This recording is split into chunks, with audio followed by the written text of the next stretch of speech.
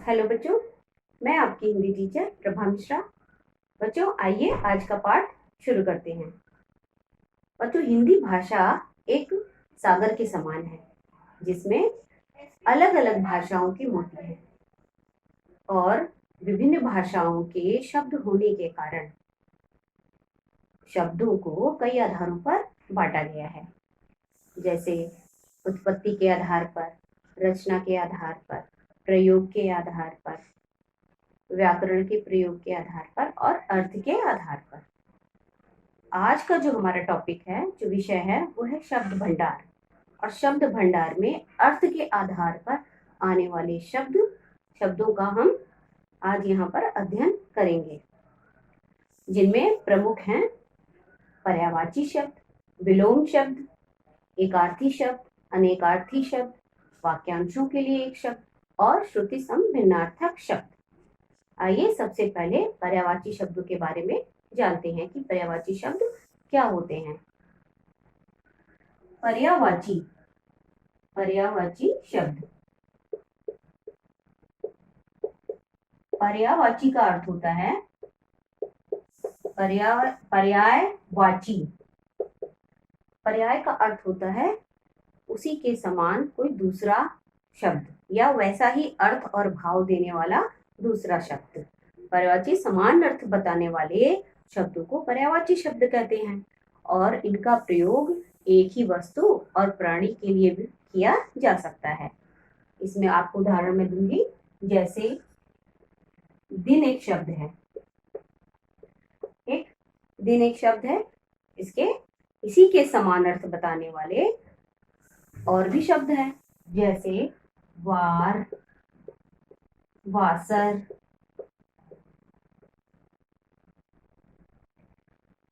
इत्यादि। तो ये दोनों ही क्या बताते हैं? ये दोनों ही बताते हैं कि इसका अर्थ दिन होता है, दिवस। इन तीनों का ही अर्थ दिन होता है या दिन का अर्थ वार होता है। तो ये समान अर्थ बताते हैं, तो इन्हें हम पर्यायवाची शब्द कहते हैं। लेकिन पर्यायवाची शब्दों का प्रयोग करते समय हमें इस बात का ध्यान रखना चाहिए कि प्रत्येक स्थिति में एक शब्द के स्थान पर उसके समानार्थी शब्द या पर्यायवाची शब्दों का प्रयोग नहीं किया जा सकता। इसको मैं आपको उदाहरण से समझाती हूँ। पर्यायवाची शब्द को समानार्थी शब्द भी कहते हैं। जैसे आपको मैं उदाहरण से इसको समझाऊंगी कि प्राचीन समय में नौकर प्रथा प्रचलित थी। अब यहाँ पर हमने लिखा है नौकर प्रथा प्रचलित थी, तो यहाँ पर नौकर, और इसी देखिए एक और वाक्य लिखूंगी मैं, रामू हमारे घर का पुराना दास है। अब यहाँ आप देखिए, दास और नौकर ये दोनों ही शब्द एक दूसरे के पर्याय अवश्य हैं, लेकिन जब वाक्य में इनका हम प्रयोग करते हैं तो यहाँ पर ये कुछ अर्थ यहाँ बदले से लगते हैं, अटपटे से लगते हैं। अर्थ तो दास और नौकर का एक ही होता है, लेकिन इनका प्रयोग हमें भाव और संदर्भ के अनुसार करना चाहिए।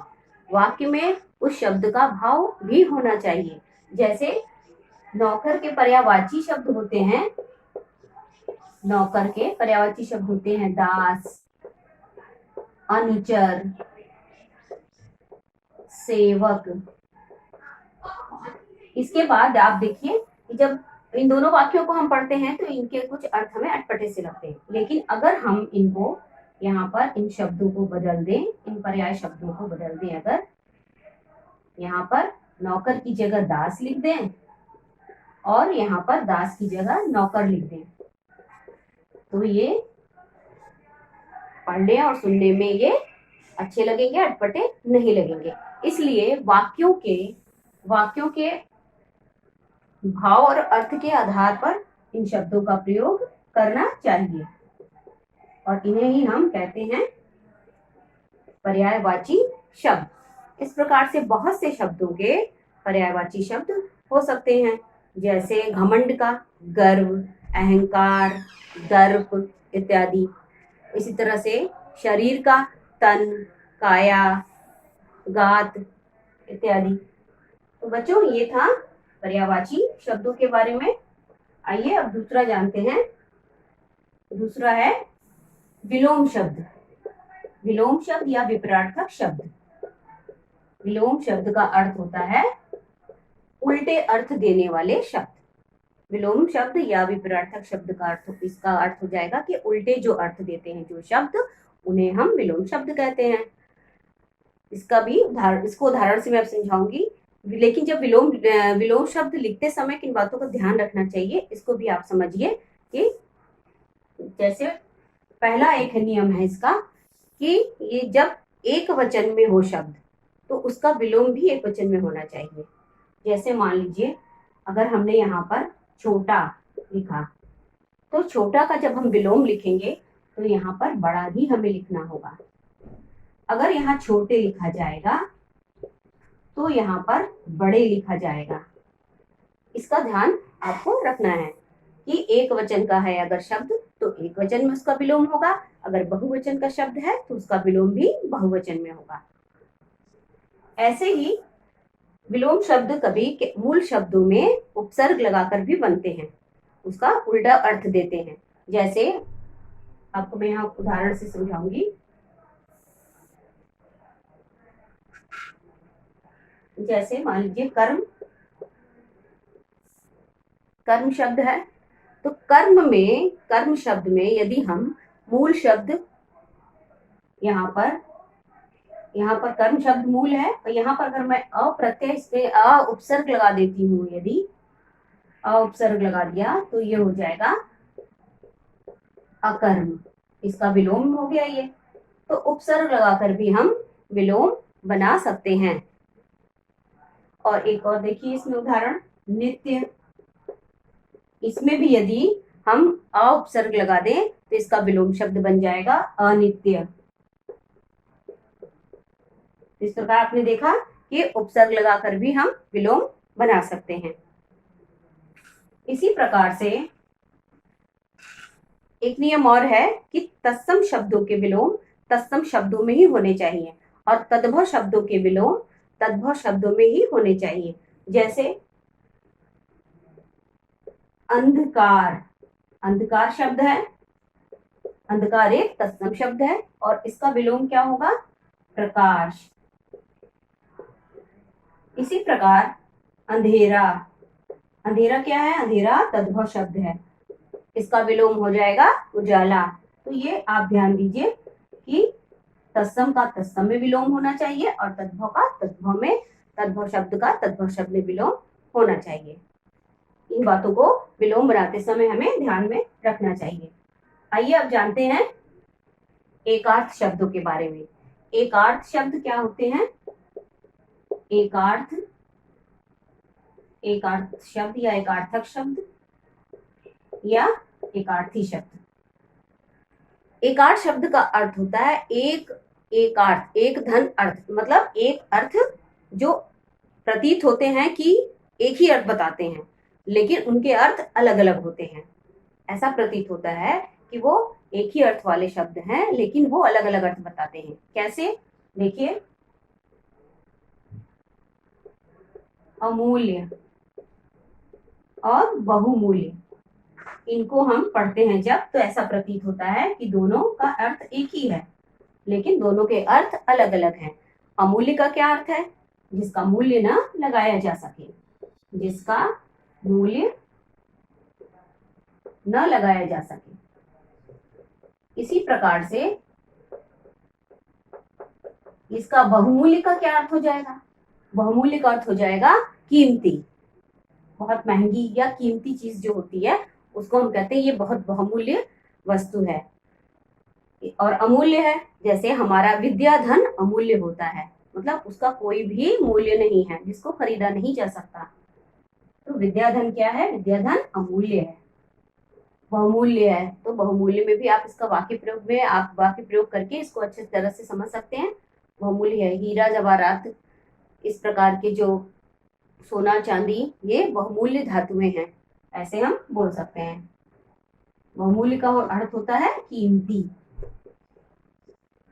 तो आपने देखा कि इनके अर्थ एक जैसे प्रतीत होते हैं, लेकिन ये अलग अलग अर्थ देते हैं। ऐसे ही एक शब्द और है, प्रयास और परिश्रम। प्रयास, प्रयास, अभ्यास लिखते हैं इसकी जगह, अभ्यास और परिश्रम। अभ्यास क्या होता है? अभ्यास किसी कार्य को करने के लिए बार बार प्रयास करना। किसी कार्य के लिए, किसी कार्य के लिए बार बार प्रयास, ये हो जाता है अभ्यास। और परिश्रम क्या है? परिश्रम का अर्थ होता है मेहनत।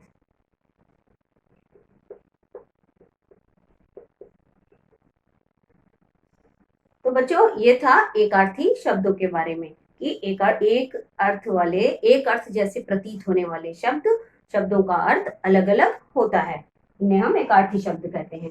आइए अब जानते हैं अनेकार्थी शब्दों के बारे में। चौथा है अनेकार्थी शब्द।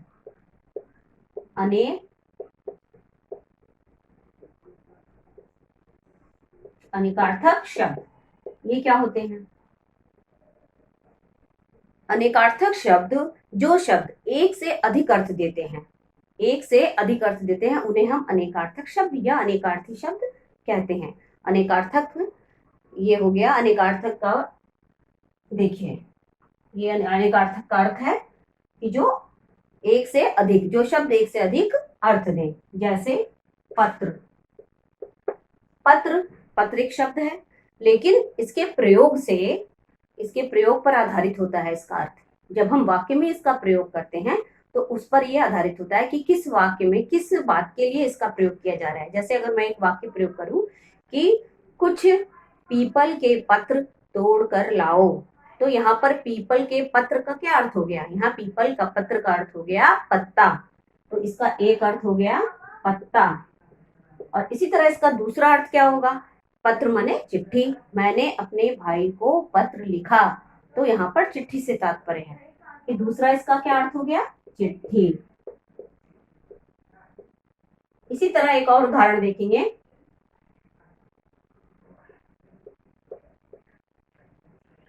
कर्ण, कर्ण माने क्या होता है? कर्ण माने होता है कान। और एक कर्ण का एक और अर्थ होता है, कुंती के पुत्र को कर्ण पुत्र था उनका, तो कुंती का पुत्र। तो कर्ण माने एक कर्ण का अर्थ हो गया कान, दूसरे कर्ण का अर्थ हो गया कुंती का पुत्र। अब यहाँ देखिए कान, इसको भी हम वाक्य में प्रयोग करके इसको और स्पष्ट करेंगे। कर्ण प्राचीन भारत में कर्ण छेदन की परंपरा थी। इसी तरह से कुंती, कर्ण कुंती का पुत्र था। तो आपने इनको समझा कि किस प्रकार से एक ही शब्द के अनेक अर्थ होते हैं। ऐसे ही एक शब्द और देखते हैं, भेद। भेद का अर्थ होता है रहस्य। एक अर्थ हो गया इसका रहस्य, एक अर्थ इसका हो गया प्रकार। तो इसको भी देखिए, इसका भी वाक्य में प्रयोग करेंगे तो इसके अर्थ और स्पष्ट होंगे। जैसे भेद का अर्थ हो गया प्रकार, तो संज्ञा के 5 प्रकार होते हैं, ऐसे हम बोल सकते हैं। सर्वनाम के 6 प्रकार होते हैं, तो यहाँ पर भेद, संज्ञा के 5 भेद होते हैं, तो यहाँ भेद का अर्थ हो गया प्रकार। इसी तरह रहस्य, इस बात में क्या रहस्य है? तो आप इस तरह से वाक्य में प्रयोग करके इनके अर्थों को स्पष्ट कर सकते हैं। बच्चों, ये था अनेकार्थी शब्द। आइए अब जानते हैं श्रुति सम भिन्नार्थक शब्द क्या होते हैं। श्रुति सम भिन्नार्थक शब्द ये क्या होते हैं? देखिए, श्रुति का अर्थ होता है सुनना। श्रुति का अर्थ होता है सुनना। सम, श्रुति माने होता है सुनना, और सम माने होता है समान लगे, जो सुनने में समान लगे। भिन्न, लेकिन वो क्या होते हैं? लेकिन अर्थ अलग अलग देते हैं, उनको हम कहते हैं श्रुति सम भिन्नार्थक। जो सुनने में तो समान लगते हैं, लेकिन उनके अर्थ अलग अलग होते हैं। और इनकी हम पहचान कैसे करते हैं? इनकी पहचान हम इनके उच्चारण, वर्तनी और प्रयोग के माध्यम से करते हैं। इनका उच्चारण लेकिन थोड़ा सा अलग होता है, थोड़ा थोड़ा अंतर होता है, इसलिए इसको पहचानने में मुश्किल होती है। तो इसलिए इसको पहचानने के लिए इसके उच्चारण पर, वर्तनी पर और इसके प्रयोग पर हमें ध्यान देना चाहिए। इसको भी हम उदाहरण से समझेंगे कि किस प्रकार से दो एक जैसे सुनने वाले शब्द अलग अलग होते हैं। जैसे अन्न और अन्य, देखिए थोड़ा थोड़ा इसमें अंतर है। अन्न और अन्य, तो अगर कोई बोले तो इसको जब तक अच्छे से नहीं बोलेगा, इसको इसकी वर्तनी शुद्ध नहीं होगी, इसका उच्चारण शुद्ध नहीं होगा, तो हम उसको नहीं समझ पाएंगे, कुछ का कुछ अर्थ हो जाएगा। तो यहाँ पर अन्न क्या हो गया? अन्न का अर्थ हो गया अनाज। और अन्य का क्या अर्थ है? अन्य माने दूसरा, अन्य माने दूसरा। अब ये देखिए, किसान अन्न उपजाते हैं, तो यहाँ पर किसान अन्न उपजाते हैं, किसान अन्य नहीं उपजाते, अन्न उपजाते हैं। तो इसको उच्चारण भी इसका हमें ठीक से करना होगा। उच्चारण का मतलब इसको बोलना। और अन्य, यह कार्य किसी अन्य व्यक्ति द्वारा किया गया, तो यहाँ पर अन्य व्यक्ति मतलब किसी दूसरे व्यक्ति द्वारा किया गया। ऐसे ही एक उदाहरण और देखेंगे, अवधि। देखिए, अवधि और अवधि, अवधि और अवधि, इसमें केवल मात्रा का फर्क है, एक मात्रा का, ई की मात्रा का फर्क है। और इसका उच्चारण तो बहुत ही संभाल के करना चाहिए, तभी ये समझ में आएंगे कि ये अलग अलग शब्द हैं, अन्यथा हम दोनों ही शब्दों को एक मान बैठते हैं। अवधि और अवधि दोनों में समानता है, उच्चारण में काफी समानता है इनमें, लेकिन अर्थ इनके अलग अलग हैं। अवधि मन होता है समय, और अवधि एक भाषा है, बोली है, भाषा है अवधि। तो इस प्रकार से आपने देखा कि श्रुति संभिन्नार्थक शब्द सुनने में तो एक जैसे लगते हैं, लेकिन ये अलग अलग अर्थ देते हैं। आइए बच्चों, अब जानते हैं अनेक शब्दों के लिए एक शब्द। अनेक शब्दों के लिए एक शब्द, अनेक शब्दों के लिए एक शब्द।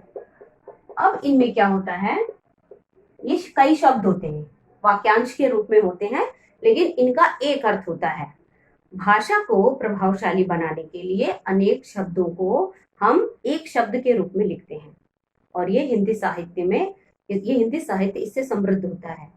जिनको हिंदी साहित्य में रुचि होती है वो इन पर विशेष ध्यान देते हैं। कोई लेख लिखते समय, कविता, कहानी, कुछ भी लिखते समय इन पर विशेष ध्यान देते हैं। और इनके प्रयोग से क्या होता है, भाषा में संक्षिप्तता आती है, साथ ही भाषा का सौंदर्य भी बढ़ जाता है। अब कैसे, इसको हम देखते हैं कि किस प्रकार से होगा ये। आइए देखते हैं। जैसे मान लीजिए जन्मांध। जन्मांध एक शब्द है, इसका वाक्यांश है जन्म से अंधा। जन्म से अंधा। तो यहाँ पर अगर हम कोई वाक्य बनाएं तो उसमें लिखें कि वह जन्म से अंधा है। ये वह जन्म से अंधा है। और हम ये लिखें कि वह जन्मांध है। तो इसमें देखिए, इस वाक्य में यहाँ पर भाषा की समृद्धता जो है यहाँ पर समझ में आ रही है। ये भाषा यहाँ पर समृद्ध हो गई है। यहाँ पर ये वाक्य भी बड़ा हो गया, और वाक्य यहाँ पर संक्षिप्त भी हो गया, और भाषा भी यहाँ पर सौंदर्यपूर्ण लग रही है। तो बच्चों, वाक्यांशों से यही होता है, भाषा में सौंदर्य आता है, संक्षिप्तता आती है, और भाषा हमारी समृद्धशाली बनती है। इसी तरह से इसका एक उदाहरण और देखते हैं। एक वाक्यांश है, दूर की सोचने वाला अब यहाँ पर देखिए, दूर की सोचने वाला एक वाक्यांश है, इसके लिए एक शब्द क्या होगा? इसके लिए एक शब्द है दूरदर्शी। जो दूर की सोचे वो दूरदर्शी। रमेश, यहाँ पर उसका भी हम देख लेते हैं वाक्य में प्रयोग करके। रमेश दूर की सोचने वाला व्यक्ति है। अब यहाँ पर देखिए, अब इसको हम लिखे इस तरह से कि रमेश दूरदर्शी है। तो यहाँ देखिए, यहाँ पर वाक्य कितना यहाँ लंबा हुआ है, बड़ा भी हो गया वाक्य यहाँ, और ये संक्षिप्त वाक्य है तो और सुनने में भी अच्छा लग रहा है। तो यहाँ पर देखिए, आप देखा आपने कि किस प्रकार से वाक्य संक्षिप्त हुआ और इसका सौंदर्य भी बढ़ गया। बच्चों, ये था अनेक शब्दों के लिए एक शब्द। जब वाक्यांशों के लिए कई शब्दों के लिए हम एक शब्द लिखते हैं जिसमें उसका पूरा अर्थ समाहित होता है। तो ऐसे शब्दों को हम अनेक शब्दों के लिए एक वाक्यांश, एक शब्द कहते हैं। बच्चों, आज आपने जाना कि अर्थ के आधार पर शब्द भंडार के अंतर्गत कितने प्रकार के शब्द होते हैं। उनमें आपने पर्यायवाची, विलोम शब्द, अनेकार्थी शब्द, एकार्थी शब्द, श्रुति सम्मिलनार्थक शब्द और वाक्यांशों के लिए एक शब्द के विषय में जाना। थैंक यू बच्चों।